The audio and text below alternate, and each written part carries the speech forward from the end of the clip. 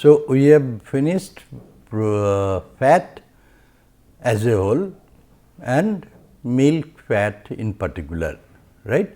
Now, in this dairy and food process and products technology in lecture 25, we start with protein, right.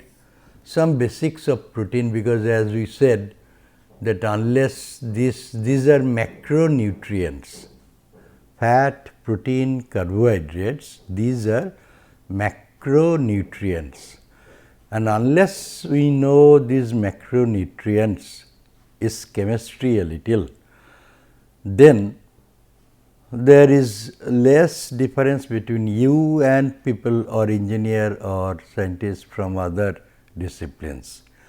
So, you must also know some little chemistry of the fat, protein, carbohydrate as such. Otherwise, it will be very difficult to differentiate, and this being a course where we can also impart a little knowledge on that. So, why do not we take that chance? That is my objective, that okay, there is no prerequisite, but understanding also needs some. So, when we say casein myceli, that time you will be in the deep soup that what is that. So, we to understand that, and protein, fat, they are so complex, as you have seen in the fat also, they are so complex in molecule, in size, and in its behavior, in its reactions, that unless some chemistry is taught about or some chemistry background is created, it is very difficult to follow, right. So, we come to protein.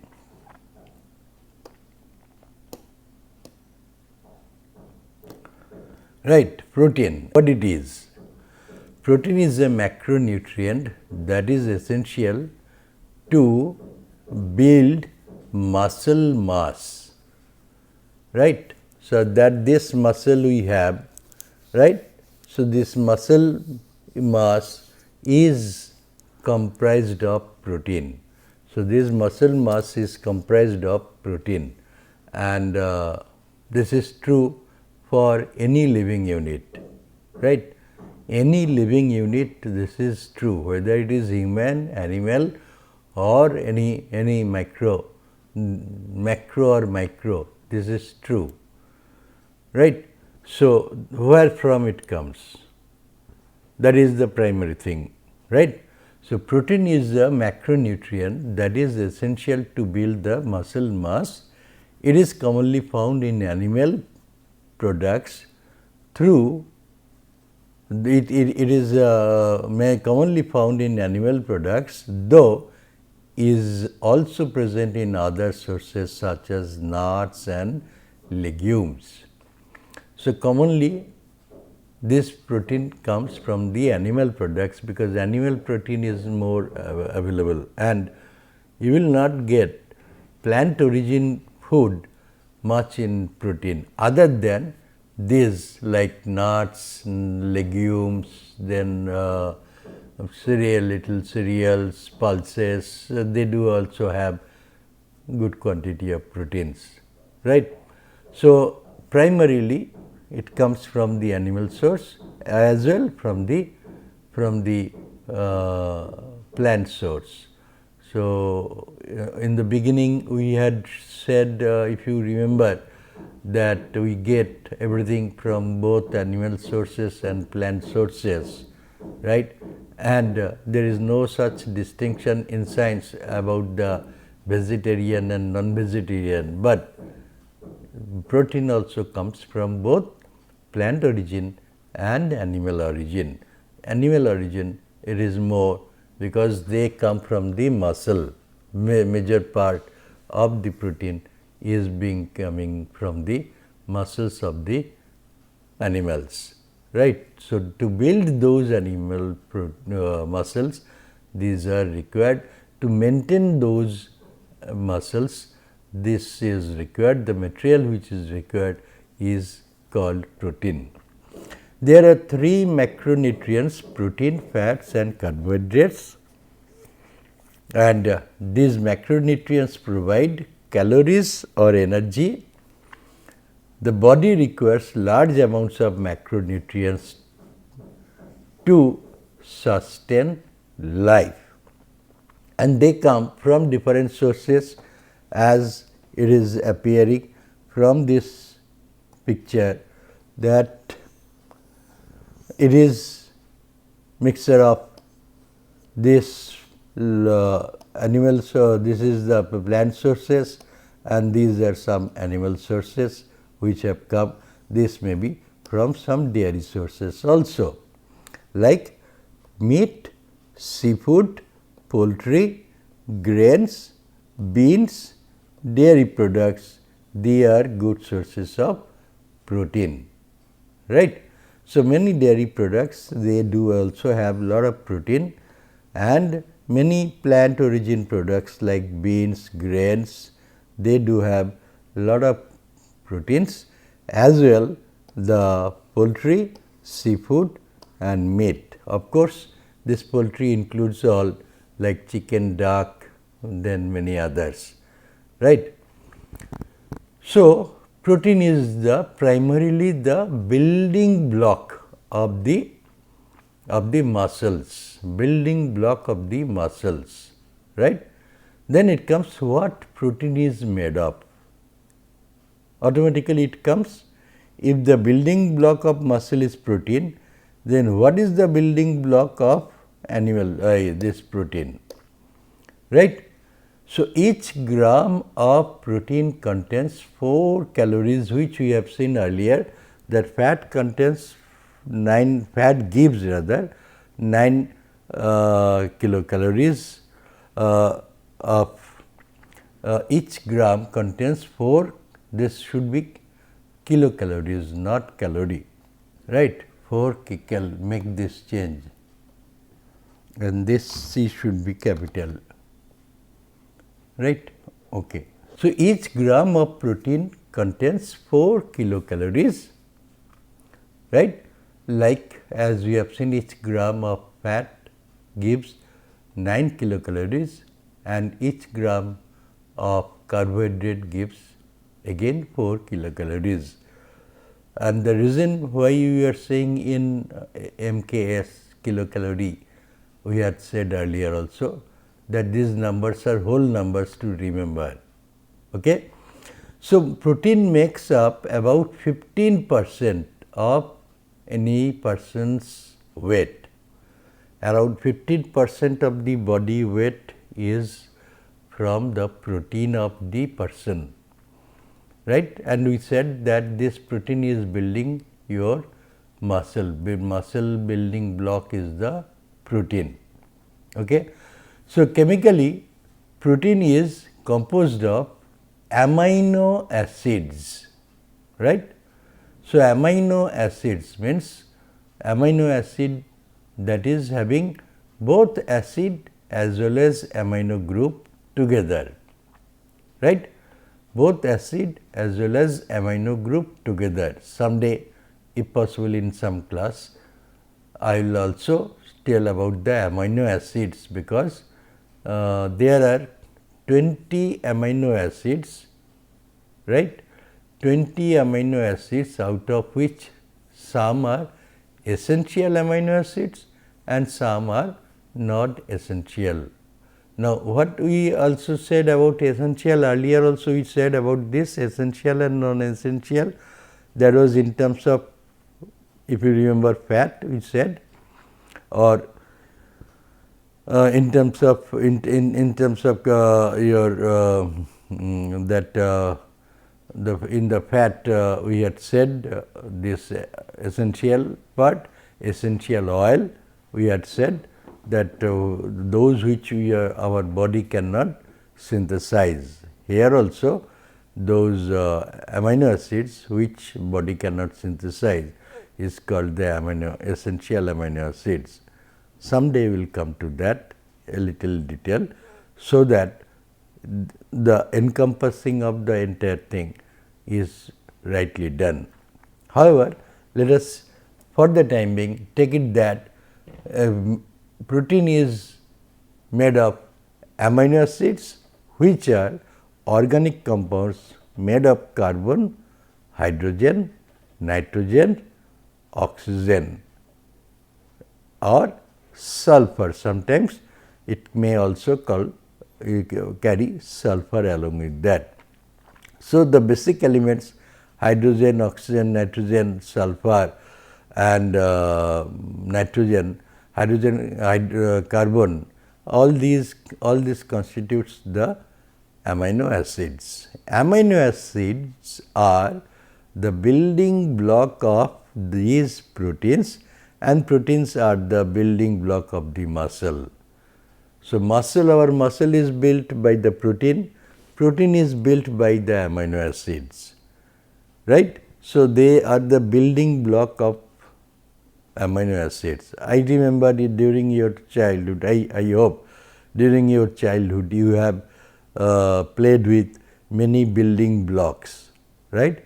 So, if you consider those building blocks as one of the different amino acids, then the blocks which you had made, they also constitute like different proteins, right. So, they are depending on your imagination, as many proteins you could, as many blocks you could have designed or developed.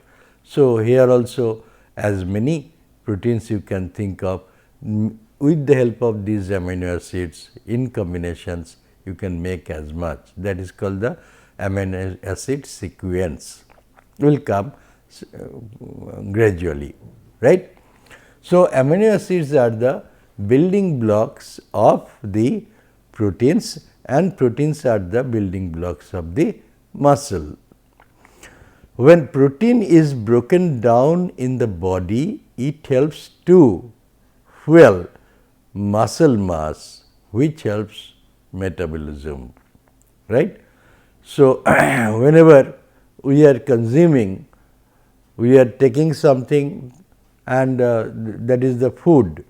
So, in that food we are taking maybe some some proteins directly, and those proteins are to be assimilated by the body, and in that case we do with the help of our body, rather our body takes with the help of different other enzymes and different other supporting materials.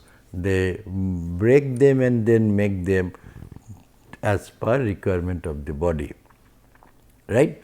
So, this is the bodybuilding, that mass is being built from the protein. So, in the metabolism this helps, and when we are getting the in the metabolism of the protein, we get the energy of working, energy of talking, energy of reading, all these do come from them, right. It also helps to immune our system, and it allows to stay strong. It helps to stay full and also satisfies your satiety, right. Satiety is that the appetite to take food, that is the satiety. So, if that gets full, then you do not wish to, you do not want to take more. So, this protein when you are consuming, this also gives you that satiety, that is the feeling for that the fullness of the consumption, that is also an indicator. So, it also helps to make you full or have satisfied with the content you have consumed, that is called satiety, right.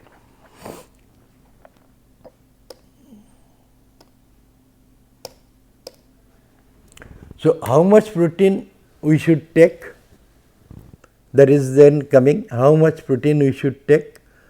A safe level of protein ranges from say around 0.8 grams protein per kilogram of the body weight of the person. This is roughly, right, 0.8 gram per kilogram, right. So, roughly we can say 1 gram per kilogram, right, and it may go up to 2 gram per kilogram body weight for the people who are very active, right, like sports persons, right.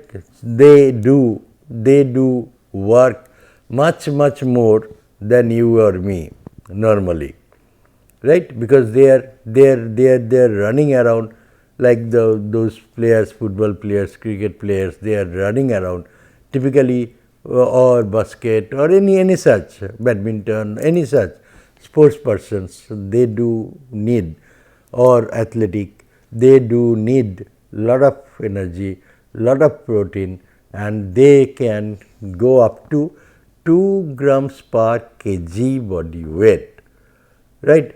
So, if somebody is roughly say 100 kg body weight, say then 1 kg body weight 2 gram.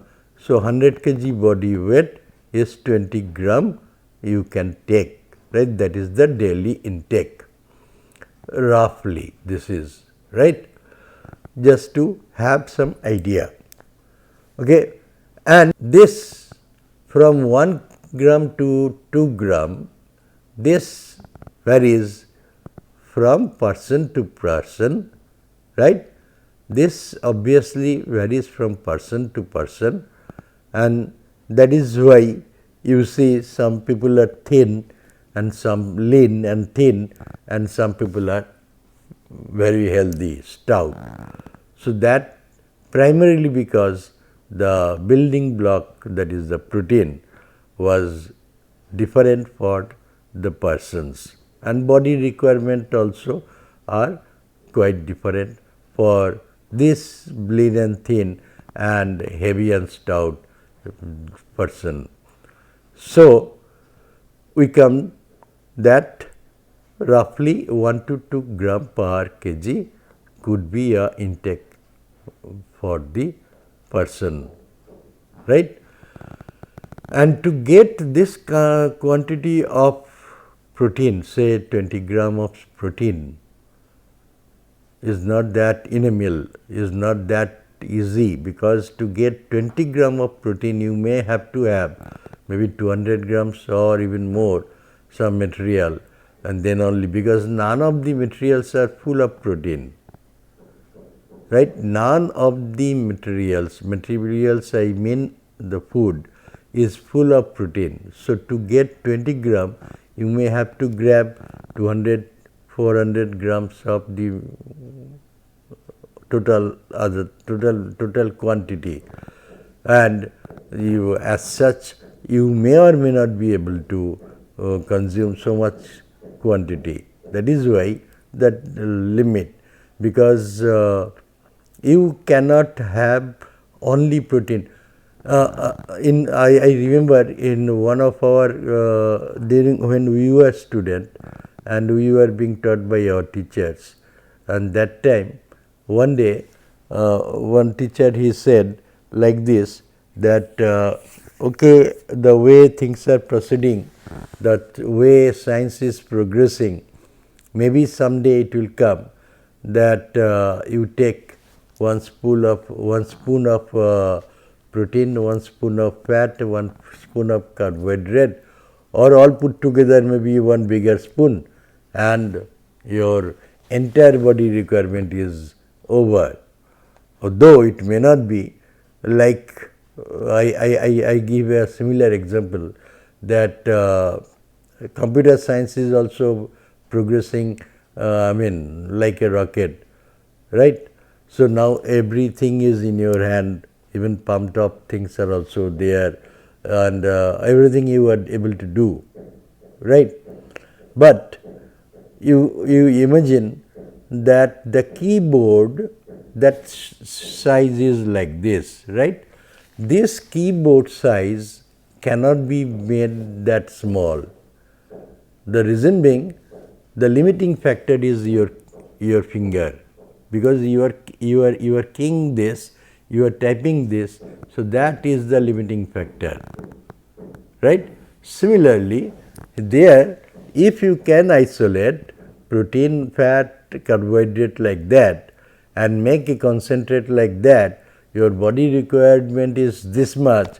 So, 1 spoon or 2 spoon you have taken and your things are over, may not be. The reason being your body is so much built up that it is not only that, some other materials are also required, and also you need to satisfy your hunger. So, it is not only energy, but also hunger is also another part. So, that time it was said, it just came to my mind, I am sharing with you that it was said, but yes, someday it may come land up to that level, that you have segregated all the requirements and concentrated to that level, that only you take a spoon of the entire thing and your body requirement is over as far as nutrition is concerned. But that is not all, because you have to have the feeling that you have consumed something. After eating, if you feel still hungry, that your satiety is not over, that is not right. But science is progressing to that extent. Someday it may come forward, or someday it may be like that. Okay. Then we come to the structure. What is the protein made of? We have seen it is made of, the building block is the amino acids, right. So, most proteins fold into unique 3-dimensional structures. The shape into which a protein naturally folds is known as its native conformation, right. Here in this statement we have said many things which we need to explain also, right. We have said most proteins fold. Now, we know folding of papers, right. So, what do we understand by the term fold?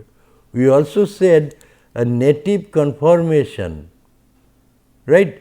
So, these things are to be also elaborated, otherwise if they are not understood, then the whole understanding of the whole will not come forward, will not be achieved, right. Obviously, I will try to explain them as and when it is possible, right.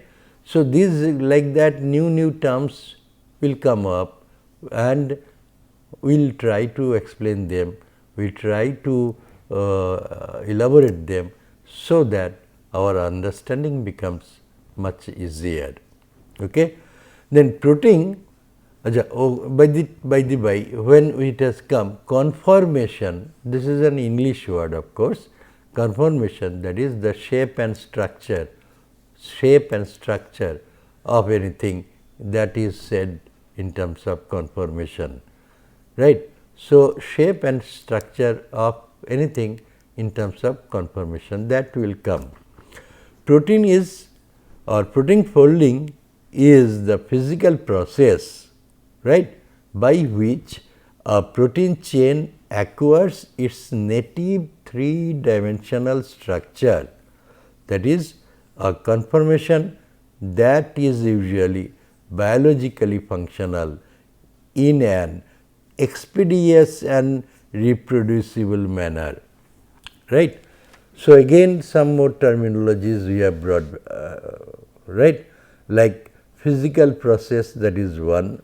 What is folding? By to explain what is folding, we brought into physical process, we brought into again native and 3-dimensional. 3-dimensional we understand, that is XYZ, that is the 3-dimensional space, right. XYZ, that is 3-dimensional, understandable. So, it has all these 3 direction, because now this TV which you are watching, that is also not 3-dimensional, that is 2-dimensional, right. The 3rd dimension is in our mind, and mind gradually makes it at par with, that is why you see my face to be like that 3-dimensional, but the TV is 2-dimensional, right, x and y, no z, but that z comes from the mind. Okay. So, 3-dimensional we understand, physical process we have to say, native we have to say, then biological functional. Biologically functional means that when all the things, because we have said that protein is the building block of all the living part, right, not only muscle, protein may be the building block of all the living parts. So, it is part of the life. Okay, that will come up when subsequently when we are also explaining the DNA, RNA. So, they are the building block of life. So, from there it is also there. So, everywhere it is again the amino acids which are coming into. So, another term which we have just said, that expeditious, reproducible, we understand that the same thing, that is called reproducible. The same thing if you can recur, that is called reproducible, means you can bring same thing, same exactly one to one, identical, then it called reproducible. But what is expeditious? That expeditious meaning that it is number one absolutely accurate, and number two very speedy, highly speedy. So, accurate as well as speedy, reproducible manner, if it is doing in a biological manner or biologically functional, that means what we said the other day, that it is not only chemistry, but also biochemistry that you come across along with this food, because whenever you are consuming, it is going to your stomach, which is nothing but a reactor, chemical reactor, like that it is a reactor, where everything whatever you are consuming is going in and then getting digested. So, in that digestion process, lot of breaking, making things are happening with lot of many other associated substitute things, right. So, those could be called as the biologically active functions, right, or functions which are doing by biologically, or things are being done biologically, right. So, we will explain the other native and physical process in the next class. Okay. Thank you.